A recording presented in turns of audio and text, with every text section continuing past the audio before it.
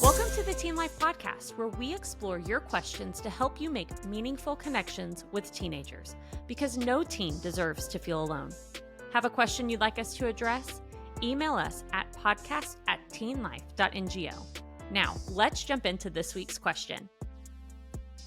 What are subtle signs a teen might be using nicotine? It's a question that I think even now more than ever is important. And it's always funny just to see new ways in which nicotine presents itself. Of cigarettes, no, that's bad. We'll make a campaign against that. Vapes, there's campaigns against that now. That's metal in your lungs. Don't know if you've seen that one, right? Campaigns against that one, that's bad. And then now you have Zen pouches, which are just the straight nicotine pouches. And so all are kind of hard to notice as a parent or adult. And so I think it's a good question. How can we recognize it? I mean, I think that's fair, because when you think cigarettes, it was somewhat noticeable because you smelled like it. Oh, yeah.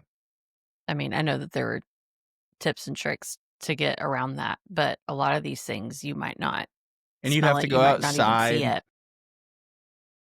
I've seen, like teens in schools that will just like nonchalantly in a classroom be able to vape. And yeah, that's vaping, regardless of even just a little Zen pouch in the lip where no one can see it.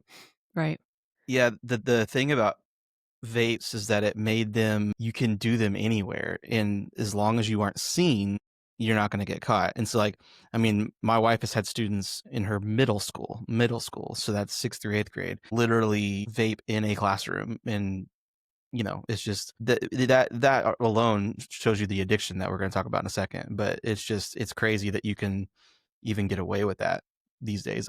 Because I think I've always found it amazing how the people that openly smoke, whether it's nicotine, marijuana, cigarettes, whatever, in non-smoking areas, because it's very obvious when you're doing that you are smoking. And so it's just the amount of like gumption that people have to do that is always crazy to me.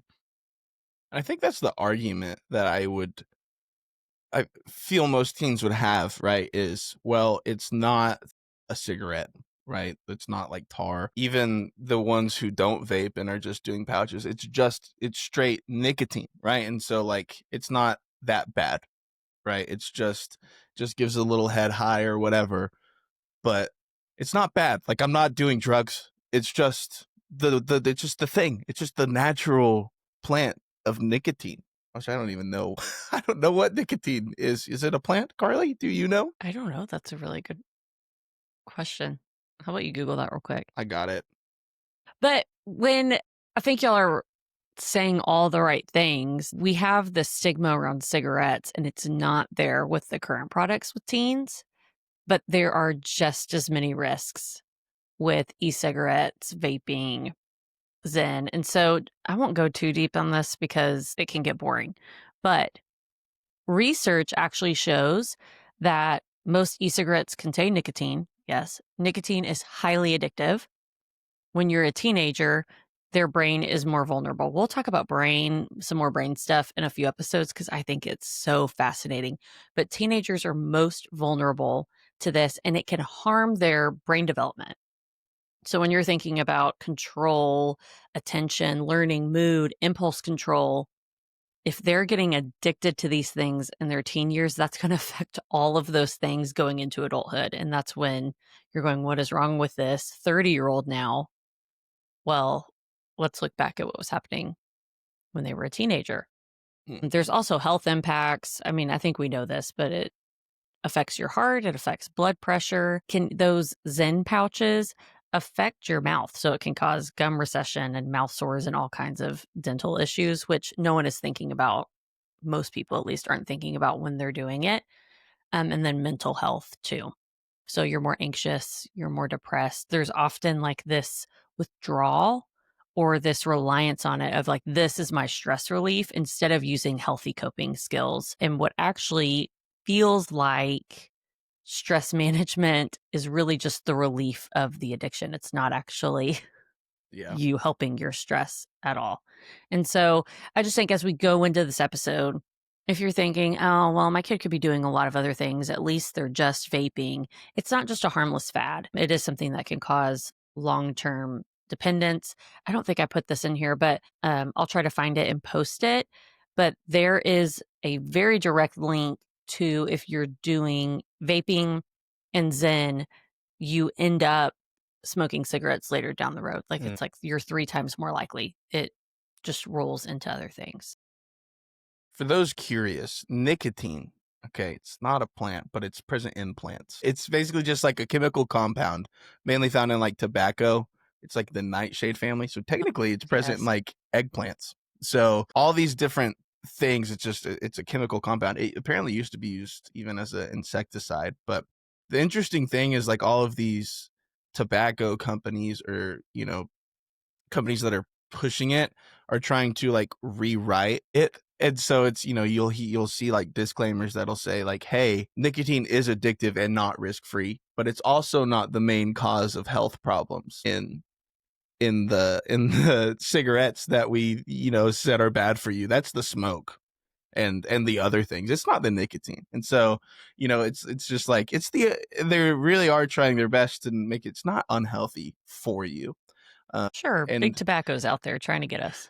yeah. And it's funny to see companies like Zyn or other nicotine truly target this younger audience. It's present in colleges, like college culture of Zyns and kids making jokes about it, high school, middle school. We were talking before the podcast even started. Zyn specifically has like a rewards program for your nicotine pouches. And so, you buy a can, you can log it on like their rewards program and you can earn points. And there's people who have like bought Blackstones and Yeti coolers and like these, fairly expensive things truly just by, well, I mean, they would have had to consume really a ton of nicotine, but they are being able to get rewards from this habit. And so you just talk about, again, we've talked in the past about gamification and rewards and goals when it comes to teens and just kind of what that does to their brain. And so it's very targeted, as always has been, for teens, but it's just looking different. So we want you to be aware of kind of what it looks like now. Right. Well, and I think the perception is this is for bad kids. If you're the rebel, if you're the bad kid, you're smoking. And as you're saying, Caleb, companies are coming after our teenagers. And so I don't think you have to be a bad kid to be exposed to it or question it or wonder, that actually sounds kind of fun. And friends are doing it, they pass it around. I just think if you are sitting here thinking, not my student, not anyone in my class, not anyone in my youth group, statistically, you know someone or your student knows someone who is using one of these products. And that doesn't mean that they're a bad kid. It means that they're human. And it means that we need to get out in front of it and start having conversations. Yeah, so we've been talking about vape pens, e-cigarettes, nicotine pouches and stuff. These are all the thing is the game is changing where you're not going to see a pack of cigarettes and know exactly what it is. And so you kind of have to look for different signs as a parent. And one of them is if you're ever, especially if you have a teenage boy, if you ever smell anything like sweet or fruity, like in their backpack or bedrooms, that ain't natural. That's not your kid, especially if it's a teenage boy. Their gum, it's their juicy fruit. It's not juicy fruit. A lot of times the vapes and stuff that they will choose ends up being a sweet or fruity smell. So just keep that in mind. Most of them look like USBs or like chargers. Sometimes they're bigger, but like a lot of times they want them to be small and discreet. And so you will see a lot of USB style things. And if I'm going to be completely frank, there's not really a world that kids are using USB drives anymore because everything's cloud based and stuff. So if your kid has a USB drive, that's probably not either they have something on there they shouldn't have on there, or it's a vape.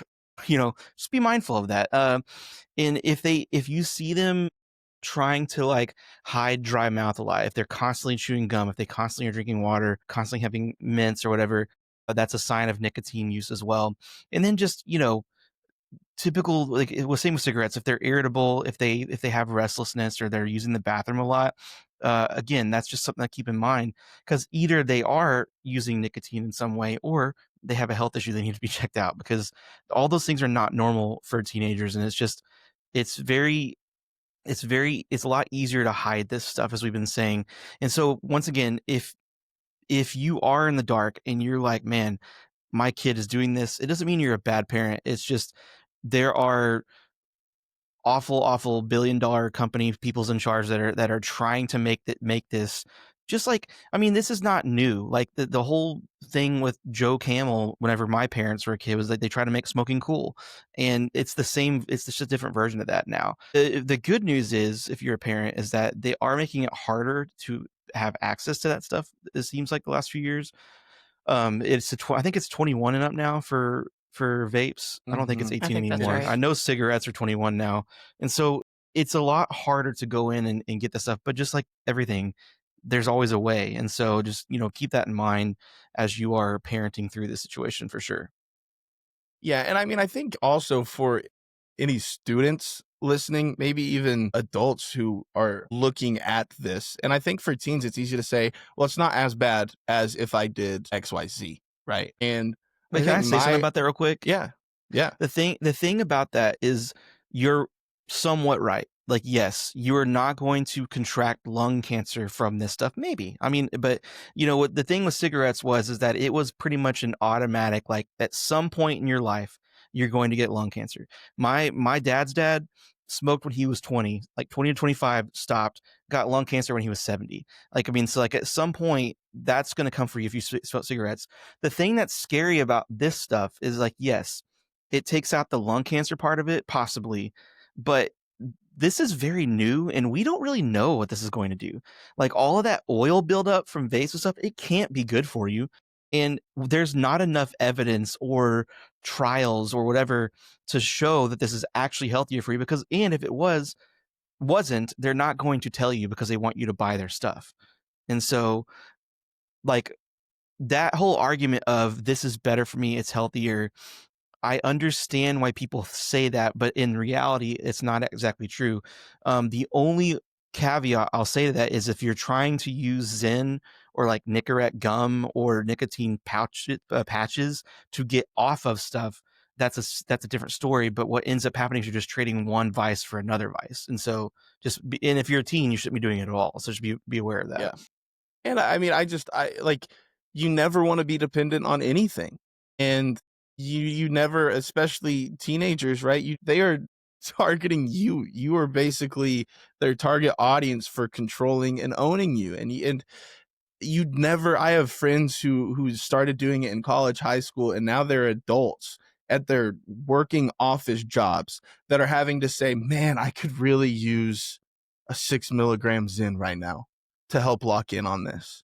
And they hate themselves for it, right? It's not one of those things where it's like, oh, yes, right? It becomes way less cool when you're in your mid to late 20s having to throw this thing in to focus. You don't want to be dependent on anything, and you want to learn good habits to handle these things and stressors yourself. You're going to be healthier, you're going to be better for it. And again, like Tobin said, we truly just don't know. We don't know. And I think as parents, that's the big thing too, is equipping your students to handle these things that life is going to throw at them with healthy ways. And so we'll even talk some about that next week, but it's just a good thing to be aware of. And then again, we've talked a lot about nicotine products, but like specifically, the things that we're talking about are vape pens or e-cigarettes, Juul, Puff Bars, Elf Bar. There's so many brands for it. Nicotine pouches, Zen, on all these different they just look like white small pouches that even if your student has them in, it's not like a dip or tobacco where they have this big lip in. You won't really notice it if that's what you're It's looking very for. subtle. Disposable vapes, so there's ones that you don't even recharge that have like a set limit to them, that once they're done you just throw them away. And then you have the pod systems that are like Juuls, to where like you will have a cartridge and then that will just like keep being reused, but it has a hold on you. And I have had friends even in college that have wanted to get off of it, and we took all of their vapes and then came back from class and our our room looked like a crime scene. Like couches were upturned, all the cushions were because he was looking for it. He couldn't, he needed it. And so, just evaluate where you are and where you want to be. And it can seem harmless, but just look down the line at what chemically it's doing to you. That's just, yeah, that's my piece of advice to students, to everybody, really. Well, and like the last thing for students, and then we can move on to tips and takeaways for parents. But I'm 41 years old, and I know if I were to try a Zen today, I'm worried as a 41-year-old, like how if it would be addicting. So like that stuff is made to hook you and hook you fast. And so, and some people are not like that. Like I have friends that smoke cigarettes occasionally whenever I was in college, but they never really got hooked on it, which I don't think is smart. But everybody is wired differently if you're a student. So like that one time that you think, this might be fun, I might try this, it could potentially be a lifelong struggle from that point on. Like I'm not trying to sound dramatic, but I mean, that's literally what that stuff is made to do. And so just keep that in mind, that it's not worth the financial burden. It's not worth the addiction burden. It's not worth all that stuff just to, you know, do something that's not really even that cool, to be honest with you. So, Right. Well, let's get into how we can have these conversations because here's what I'll say. If you have a student that you think you're seeing signs, definitely have a conversation. If you have a student that you're not seeing signs, it's not a bad idea to bring it up mhm, to begin with and to get ahead of it and just have conversations.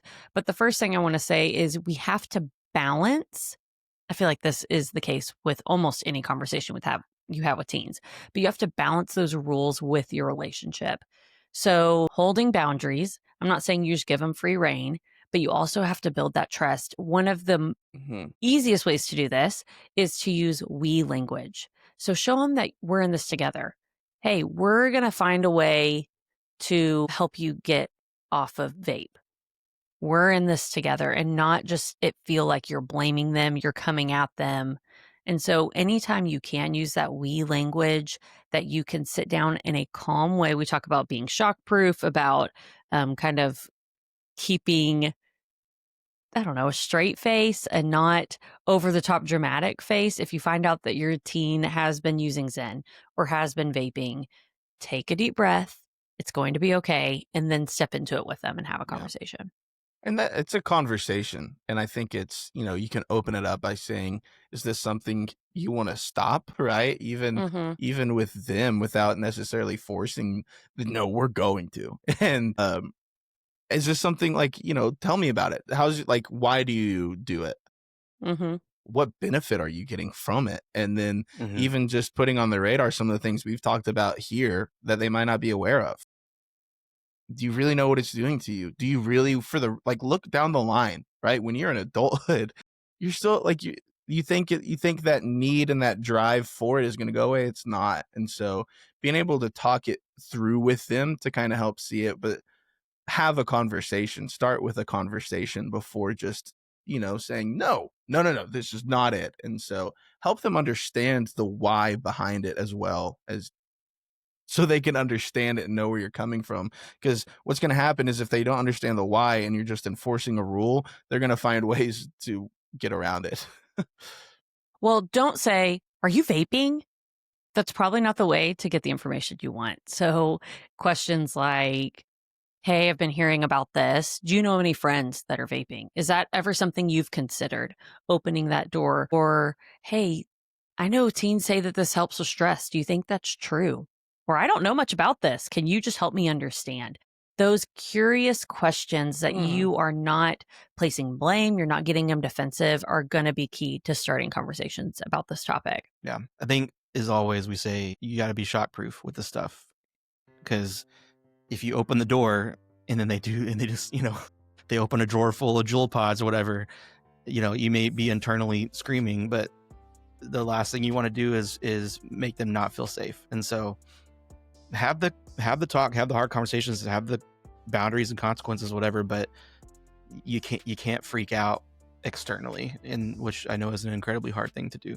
So we hope this has been useful for you and helpful. This is a very heavy topic and a very hard thing to deal with in general. But send this to a friend that might be having this problem with their teen or in their world, whatever. And don't forget to subscribe on YouTube or wherever you listen to podcasts. And then you can also reach out to us on social media at podcast at teenlife.ngo to submit any questions. And we hope to see you next time.